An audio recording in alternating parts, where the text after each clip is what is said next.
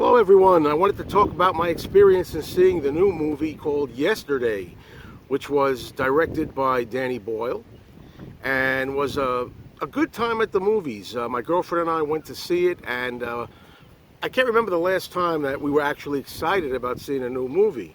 But of course, because I'm interested in the Beatles, and there's a Beatles backdrop to this story, I couldn't wait to get in there and check it out. Let's talk about the spoiler factor for this review that I'm going to do. I want you to know from the beginning, and you can tune out now, that I'm going to have some spoilers in here. I have to talk about scenes that are going to be spoilers. So what I'll do is I'll let you know in advance. I'll say, okay, here comes, this is going to be the spoiler. There's especially a big spoiler near the end of the movie, which I'm going to talk about. So you could either, turn off the review at this point, wait till you see the movie for yourself, and then come back. And also don't read any of the comments below, because I'm inviting spoiler comments below too. So don't check the comments if you don't want spoilers discussion. So let's tell you about the premise first of all, for those who don't know already. The premise is really a clever one. The idea that there is kind of a worldwide loss of electricity and a blackout for a matter of moments, and at the same time a young man named Jack, who's a struggling musician played by Hamish Patel, winds up getting hit by a bus and finds himself landed in the hospital. And after all is said and done, he emerges as the only person in the world who ever remembers that the Beatles existed. In this new world, after this situation, nobody knows that there were ever a band called the Beatles except for him. Now, he's this struggling musician. He's writing his own songs, and he's not really getting anywhere. He's playing really little gigs and everything with hardly anybody in attendance.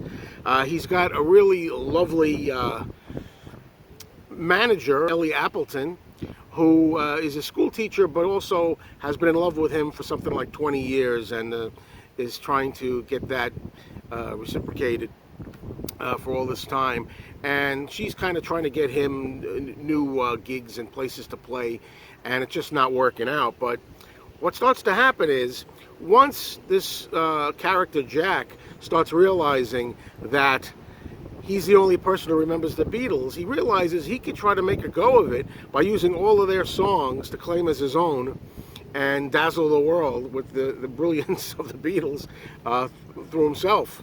And that's what he does. And I think that's really a clever idea. And it also sets up a lot of opportunity for comedy bits. I think the comedy in this is pretty good. I mean, we have like the characters of Jack's parents, who provide some humorous moments. And his best friend is really a lot of laughs when he comes on with a lot of things he does and says. I thought that one of the standouts in this movie was an actress who I didn't really know. I recognized her, but I didn't know until after I looked it up later. Was in Saturday Night Live. That's where I saw her before. I knew she was familiar, and that being Kate McKinnon, who plays kind of a smug and hard-edged impresario, kind of a promoter, who's just really interested in Jack because he's writing such great songs and for the money, and doesn't really care about him as a person. In fact, she's rather flippant and insulting about him, says funny things like, can you look any better? You don't look good. Can you look any better? Things like that, which I think that the acting overall in this movie was quite good. And I think that Hamish Patel is very well cast because he looks just the part. I mean, looks like an average guy. He's not any kind of stud or anything like that. So it really kind of works. I wanted to see how the Beatles were going to be talked about, how they were going to handle this concept of the idea that the Beatles songs were going to be played and celebrated again, and how they were going to be worked into the film. My girlfriend likes the Beatles too, but of course she's nowhere near the fanatic that I am, and since she's met me, she's really gained a deeper appreciation. But she's a girl who really loves the Hallmark Channel, who loves romance novels and love stories and stuff. So this film, a lot of it was geared for those kind of people. It is a love story, and it is largely a matter of these two people coming together, Jack and the girl that loved him for so many years now, and how they connect and how they find each other and come together and all that, amidst the backdrop of the Beatles songs. What I was really concerned about was, as I said, how they were going to represent the Beatles' music. And that's where I kind of wonder, because I didn't expect the lead actor to be a great singer. Obviously, that's not the point. If he was a great singer or a great, already accomplished musician and, you know, an artist, that wouldn't be the point of the movie. Along the lines, he winds up gaining the favor of Ed Sheeran, who was in this movie playing himself, which was a nice touch. And Ed Sheeran is really impressed by these great songs, needless to say, and he kind of like takes him on tour with him and stuff. Now, the way the Beatles songs are presented here within the movie, I was kind of hoping that this was going to be a showcase where a lot of perhaps young people, novices, newbies, people who didn't really already know the Beatles could actually turn on to these songs. And although we do get songs featured here, what I thought was a little unfortunate was they weren't really more complete. Now, I realize in a movie you can't have them singing like 10 to 12 complete songs all the way through, otherwise this is going to be 4 hours long. I get that. There's a nice scene in there, for example, where he first picks up a guitar and sings Yesterday. And what I mean by it being a scene that would work out well is that you get to hear enough of that particular song that if you were a guy who never heard of the Beatles, never heard Yesterday before, if you're a young person, perhaps, you get a good flavor of the song. So that was pretty good, worked out well. But then there's other moments in there where, like, Jack wants to play a new song that he wrote called Let It Be to his family. And every time he sits at the piano and gets through the first verse, there's a comedy scene where, for example, his parents keep interrupting him and he's getting frustrated and he can't get through the first line. All funny, it works well, it's a very cute scene. However, it doesn't do much for the favor of getting people to hear the song Let It Be, who might not have been familiar with it and want to see, wow, these songs are really good. So that's the only thing that bothered me in that regard. I was kind of coming at it from that approach as a Beatles fan, wanting to see how the Beatles music was going to play out. How it was going to be represented. My wish, my hope is that some novices, some young people, new generations will see this movie and say, wow, these songs were really good. I like them. I want to go out and buy their records by the Beatles. These were good. But although you get little snippets and moments here, you don't get enough substantial amount of the songs, I thought. I only saw the movie once. Maybe I'll see it again to see how I feel the second time on that. That was my initial impression. Now, I also have to mention that as a John Lennon fan, as I was going through the movie and I predicted this was going to happen, I was getting disappointed because John Lennon, again, was, I thought, underrepresented.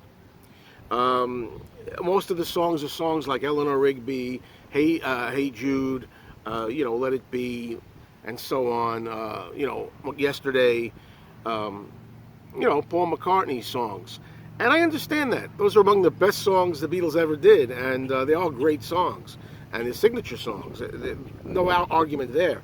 But for example, there was a scene that I liked where Ed Sheeran and some of his group decide that they'll have a little contest. They'll see who can write a better song in 10 minutes out of nothing. Either Ed Sheeran or Jack. So they go away and write a song, and Ed Sheeran comes back and performs his song that he wrote on the spot. And then you have Jack singing his song. And I'm thinking to myself, this would be a great moment. What song could he come out with that he thought up in 10 minutes and plays on the acoustic guitar? What could it be? I thought a good idea would be Strawberry Fields Forever. Give John a little nod, and no, of course not.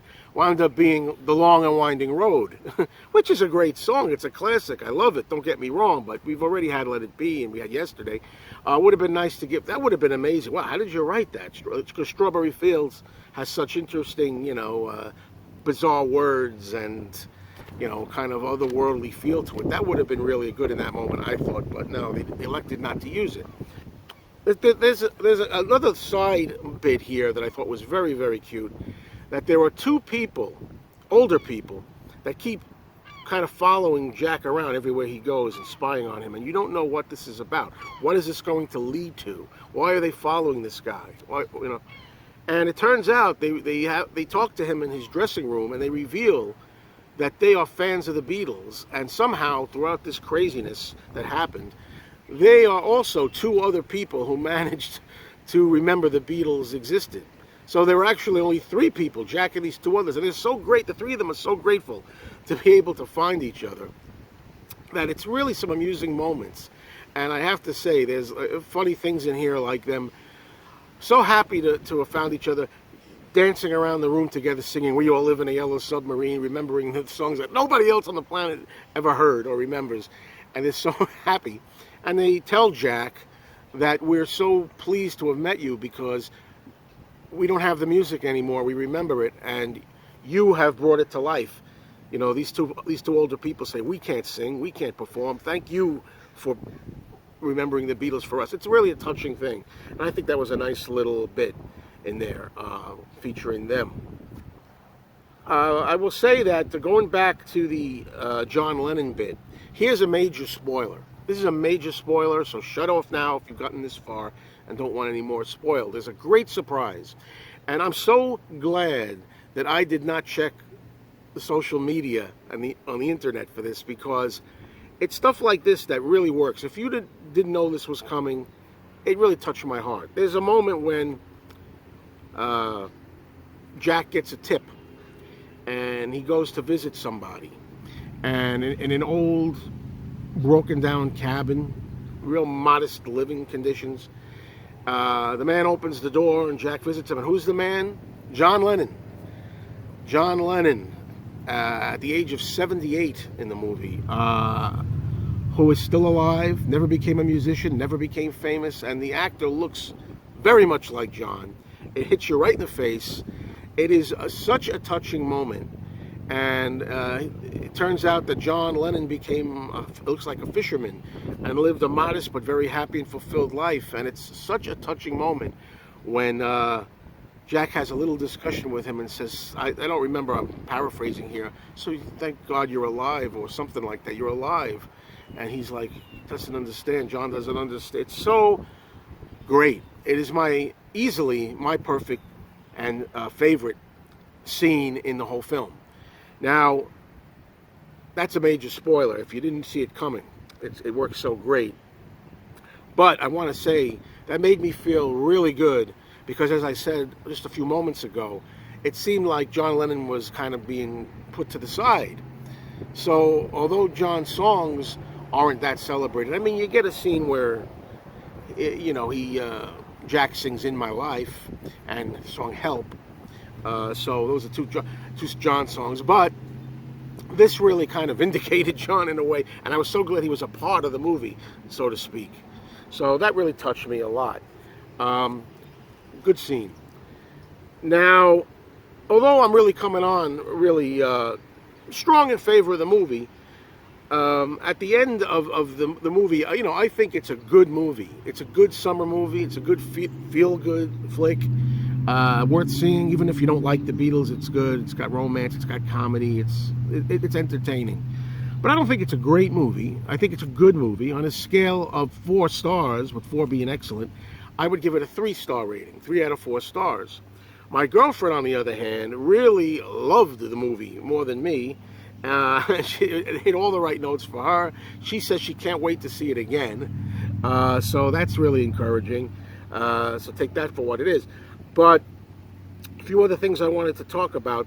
I thought it was funny that in this movie, in addition to the Beatles having been forgotten and nobody knows who the Beatles were, and the Beatles never became anything, I thought it was funny also that a few other things were forgotten, like Oasis, for example. The band Oasis never existed, obviously, because they pattern after the Beatles. Also, cigarettes never existed. Coca-Cola never existed, only Pepsi, for whatever reason. And finally, Harry Potter. And I throw that up because my girlfriend's a major Harry Potter fan. And I joked to her after the film, I said, babe, I said, you and I could never live in a world without the Beatles or Harry Potter, So that I thought was kind of amusing. One thing about the end, now I wanted to stay for the end credits. I'd already heard that at the end, another spoiler here if you want, at the end credits I'd heard they were going to play the Beatles version of Hey Jude while the credits scroll up. And they did. The credits scrolled up. Hey Jude sounded loud. It was on, the theater system. It was so great to hear it like that. Never heard it that vibrant before and pronounced, and it was so great to hear it like that.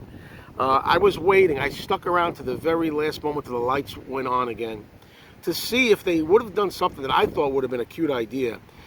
I said maybe they're going to have Paul and Ringo at the end. Wouldn't that be great? You know how sometimes in movies you go through the whole credits and you get to the end, and then when you get to the very end, after all the credits are gone and the movie's done and it says, copyright 2019, etc. They had like a quick bit with Paul today and Ringo today. Who knows? Maybe they're working at a lumber yard or a warehouse or something, saying, "Oh, come on, Rich, pick up the steam, yeah," or something well written, better than that. Something better than that. I really take the time to think of a moment where these two also wound up being ordinary schmoes, or something like that. That would have been a great laugh. But I mean, I don't know if they didn't think of it, or if Paul and or Ringo didn't want to do it. Who knows? But it would have been a great thing. I wanted to say at the beginning, which I forgot, so I'll just toss it in at the end here.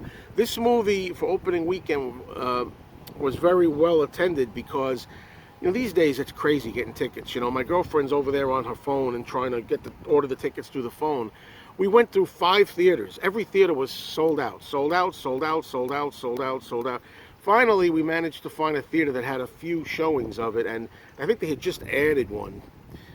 So at least we know it was well attended. We managed to get into one of the theaters, and I think this is a good sign that a lot of people are seeing the movie.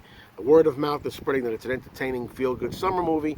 And again, I just have to end by saying, if I have one wish for this, it's that people out there who don't really know the Beatles at all, and there are people, young people especially, some young people, I really hope that they'll be interested in checking out the Beatles. But again, I think if they become interested, the movie itself, unfortunately, in my mind, does not set up any real opportunities to hear enough songs in enough time stretches to really get to like them. I don't think.